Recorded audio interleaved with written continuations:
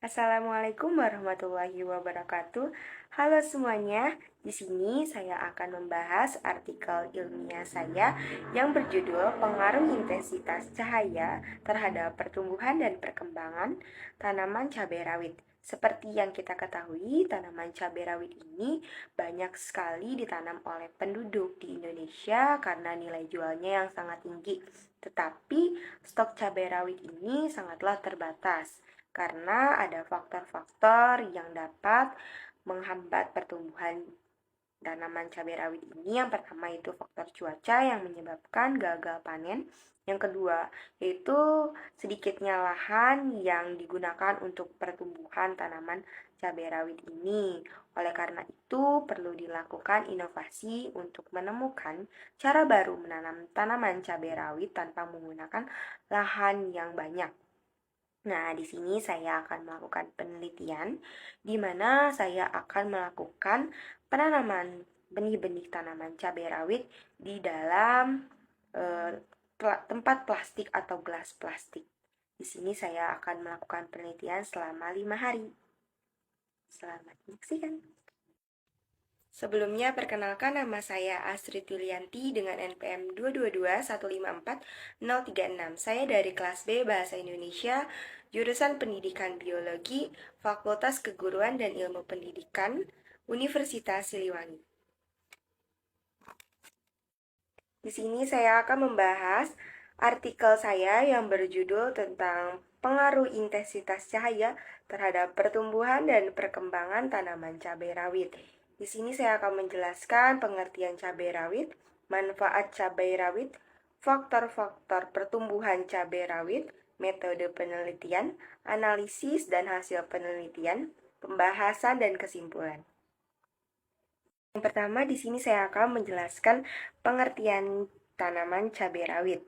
Tanaman cabai rawit atau Capsium frutescens yaitu tanaman cabai yang termasuk ke dalam golongan tanaman musiman dalam keluarga terong-terongan. Tanaman cabai rawit ini diklasifikasikan dalam kingdom Plantae, divisinya Spermatopota, kelasnya Dicotopenae, ordonya Solanales, familinya Solanacea, genusnya Capsium, dan spesiesnya yaitu Capsium frutescens L. Tanaman cabai rawit ini termasuk dengan jenis tanaman perdu yang memiliki kayu bercabang dan tegak.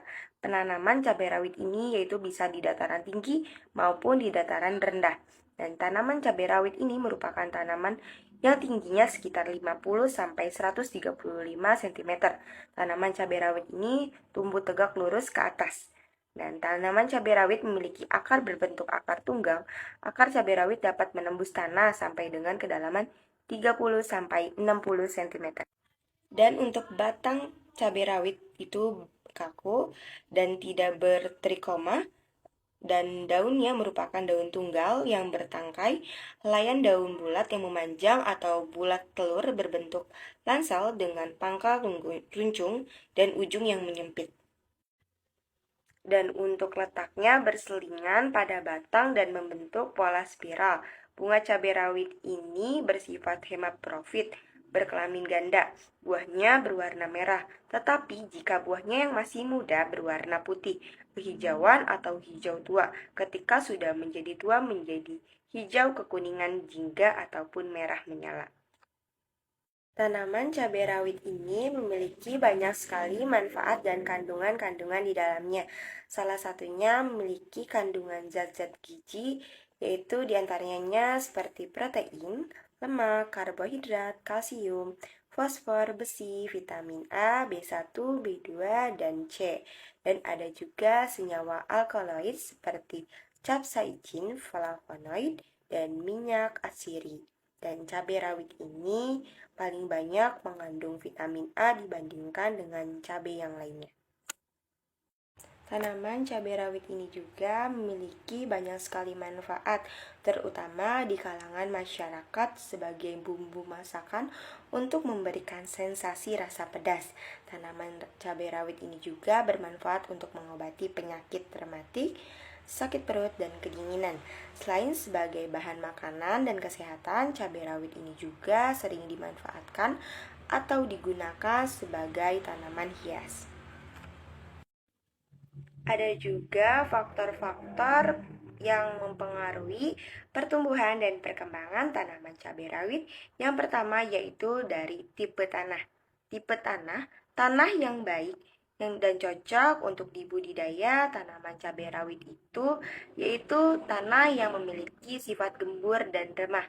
Tanaman cabai rawit tidak tumbuh dengan baik dalam tanah yang memiliki struktur padat dan tidak memiliki rongga tanah yang baik, yaitu tanah yang memiliki tekstur agak berat seperti lempeng berliat.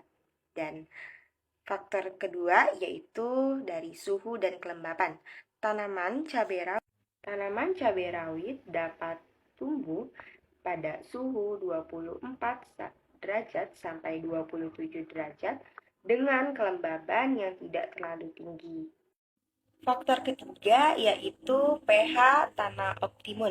pH yang baik untuk budidaya tanaman cabai rawit yaitu sekitar 5,5 sampai 6,5. pH tanah yang rendah akan mengakibatkan sulitnya unsur hara dalam tanah untuk diserap oleh tanaman. Faktor yang terakhir yaitu yang saya bahas dalam artikel ini tentang intensitas cahaya dan sumber air. Intensitas cahaya, pencahayaan tanaman cabai rawit dibutuhkan dari pagi hari sampai dengan sore hari, dan ketersediaan air yang cukup dapat menunjang pertumbuhan tanaman cabai rawit yang baik. Dan intensitas cahaya yang rendah dapat mempengaruhi orientasi kloroplast pada tumbuhan. Metode penelitian yang saya gunakan yaitu menggunakan metode eksperimen dan kualitatif, di mana sumber materi diambil melalui situs jurnal atau Google Scholar untuk membahas mengenai pengaruh intensitas cahaya terhadap pertumbuhan dan perkembangan cabai rawit. Penelitian ini dilaksanakan di Provinsi Jawa Barat, Kecamatan Tawang, Kelurahan Kahirupan, Kota Tasikmalaya, yang berlangsung dalam kurun waktu 5 hari, di mana dimulai pada hari Selasa, tanggal 23 November 2022, sampai dengan 3 Desember 2022. Metode ini dilakukan dengan cara mencari literatur tentang cara pembibitan tanaman cabai, pengaruh cahaya dan kelembaban terhadap pertumbuhan dan perkembangan cabai rawit di berbagai cahaya atau tempat yang berbeda seperti tempat terang dan gelap. Setelah mendapat pengetahuan dari studi literatur, akan melakukan perencanaan eksperimen untuk meneliti pengaruh intensitas cahaya terhadap pertumbuhan dan perkembangan cabai rawit di berbagai cahaya atau tempat yang berbeda, yaitu saya menggunakan tempatnya yaitu terang dan gelap, di mana di dalam dan di luar. Lalu dilakukan pelaksanaan penelitian pengaruh intensitas cahaya terhadap pertumbuhan dan perkembangan cabai rawit yang berbeda tempatnya, dan saya mengambil data-data analisis data dan dari penelitian saya berbentuk tabel ataupun gambar hasil penelitian yang saya lakukan. Alat dan bahan yang digunakan dalam penelitian dan melakukan eksperimen saya terhadap tanaman cabai rawit ini yaitu yang pertama dengan benih-benih cabai rawit, yang kedua ada kapas, yang ketiga yaitu gelas plastik, dan yang terakhir yaitu air. Langkah-langkah pembuatan pembibitan tanaman cabai rawit ini, yang pertama menyiapkan alat dan bahan terlebih dahulu yang diperlukan. Yang kedua merendam biji cabai rawit selama kurang lebih 5 jam dalam baskom. Yang ketiga menyiapkan media tanam dengan intensitas cahaya yang berbeda. Yang keempat memberi nama sampel A untuk intensitas cahaya tinggi dan sampel B untuk intensitas cahaya yang kurang, dan sampel C untuk intensitas cahaya yang rendah. Dan yang keempat, menanam biji tanaman cabai rawit dengan kedalaman kurang lebih 1 kuku dari jari tangan. Yang kelima, menyiram setiap 2 kali sehari. Dan yang keenam, yang terakhir, kita harus mengamati pertumbuhan dan perkembangan tanaman cabai rawit ini di 2 tempat seperti terang dan gelap, atau di dalam ruangan atau di luar ruangan. Setelah melakukan eksperimen dan saya mendapatkan hasil penelitian yaitu berupa tabel, bisa kita lihat ini adalah tabel tanaman cabai rawit di dalam ruangan. Nah, bisa kita lihat dari hasil ini yaitu pada hari pertama itu tingginya masih 0 cm dan belum ada jumlah daun, warna daunnya pun belum ada, bentuk daunnya pun belum ada. Dan di sini kita mendapat belum terjadi perubahan apapun atau belum terbentuk. Di hari kedua sudah bertambah tinggi yaitu 0,5 cm dan ini mulai ada perubahan proses perkecambahan. Di hari ketiga yaitu tingginya berubah menjadi 3 cm, ini mulai muncul daun. Dan hari keempat yaitu tingginya 5 cm, jumlah daunnya itu 2 helai, warna daunnya itu pucat, bentuk daunnya kecil dan tipis. Kita bisa melihat ya, muncul pertambahan daun cepat dan batang kecambahan tapi tidak kokoh. Di hari kelima tingginya yaitu 6 cm, jumlah daunnya 4 helai, warnanya pucat, bentuk daunnya kecil dan tipis, dan daunnya bertambah, batang kecambahannya namun melengkung. Selanjutnya yaitu tabel yang kedua, hasil penelitian cabai rawit di luar ruangan atau di tempat terang, di mana pada hari pertama tingginya belum ada perubahan atau belum terjadi atau belum terbentuk. Yang hari kedua yaitu tingginya menjadi 1 cm, di mana pertumbuhan proses perkecambahan bermulai. Dan hari ketiga tingginya bertambah menjadi 3 cm, di mana di sini mulai terjadi muncul daun. Di hari keempat tingginya menjadi 3,15 cm.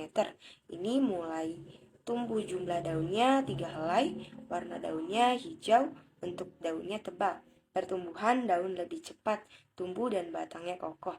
Pada hari kelima, tingginya yaitu 3,30 cm, di mana jumlah daunnya itu 4 helai, warna daunnya itu hijau dan bentuk daunnya lebar, di mana daun bertambah batang dan tegak dan kokoh, di mana daunnya ini bertambah dan batangnya pun kokoh. Ini adalah gambar hasil pengamatan atau penelitian saya dan hasil eksperimen saya cabai rawit di tempat gelap dan terang.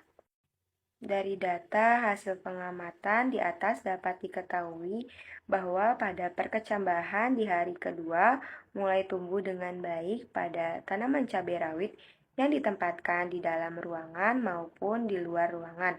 Tetapi ada perubahan-perubahan yang berbeda dari 2 penyimpanan tanaman cabai rawit tersebut. Tanaman cabai rawit yang ditempatkan di dalam ruangan gelap tanpa cahaya matahari mengalami pertambahan tinggi yang sangat cepat. Namun, pertambahan pada daunnya lambat, warna daunnya pucat, dan batang kecambahan cabai tidak kokoh atau melengkung. Batang kecambahan cabai rawit di tempat gelap atau di dalam ruangan ini melengkung karena pertambahan batang tinggi yang sangat cepat, tetapi batangnya tidak kuat. Tanaman cabai rawit ini mengalami gejala etiolasi karena kekurangan cahaya matahari saat proses pertumbuhan. Ditandai dengan pertambahan tinggi yang cepat dikarenakan hormon auksin yang berfungsi dalam proses pemanjangan sel-sel tumbuh dapat bekerja secara maksimal. Ditempatkan tanpa cahaya matahari. Hal ini berpengaruh karena kekurangan cahaya matahari dapat menyebabkan daunnya berwarna pucat, berukuran kecil, tipis, dan batangnya tidak kokoh dan melengkung. Hal ini disebabkan karena tanaman di tempat gelap tidak bisa melakukan proses fotosintesis sehingga tanaman cabai rawit tersebut kekurangan nutrisi. Sedangkan tanaman cabai rawit yang ditempatkan di luar ruangan atau yang terkena cahaya matahari langsung mengalami pertumbuhan yang lambat. namun jumlah daunnya bertambah lebih cepat, daunnya berwarna hijau, tebal, batangnya kokoh. Pertumbuhan tanaman cabai di luar ruangan melambat disebabkan karena fungsi hormon auksin yang dihambat oleh cahaya matahari.